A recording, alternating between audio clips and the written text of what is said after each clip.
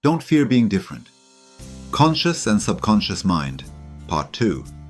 Have you ever felt out of place for thinking differently? For choosing a path of growth, learning, and self-discovery, while others around you settle into routine and conformity? If so, know this: you're not alone, and you're in good company. Everyone who has ever achieved something truly meaningful has at some point been labeled strange, weird, or a dreamer. Why? Because new ideas are never obvious at first.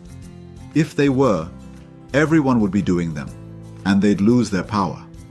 In this episode, we explore what it really means to live differently, to think beyond the norm, and to step out of the patterns that limit most people. As Dr. Walter Doyle Staples once said, as long as everyone is thinking the same, no one is really thinking. True progress has always come from those brave enough to question the rules and see with new eyes.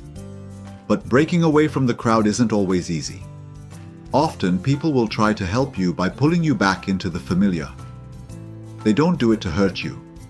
They just don't see what you see.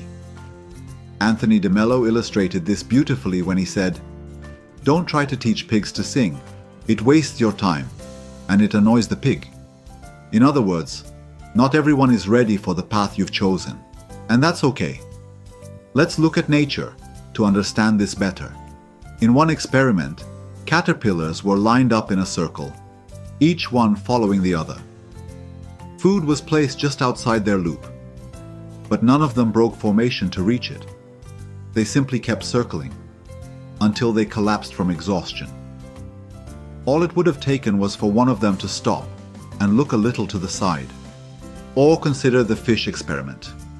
Hungry fish were repeatedly blocked from food by a glass barrier.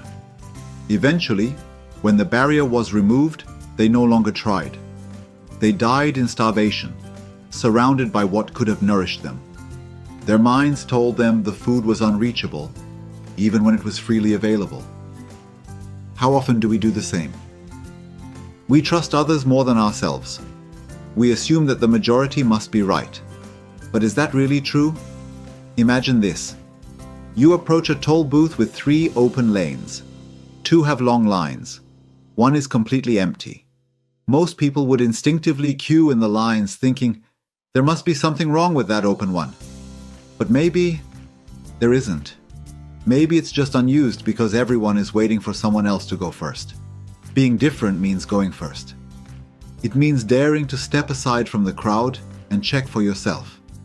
It means listening to your inner knowing even when everyone else is silent. And yes, it takes courage. But it's also the only way to live freely, authentically, and in alignment with your deepest truth.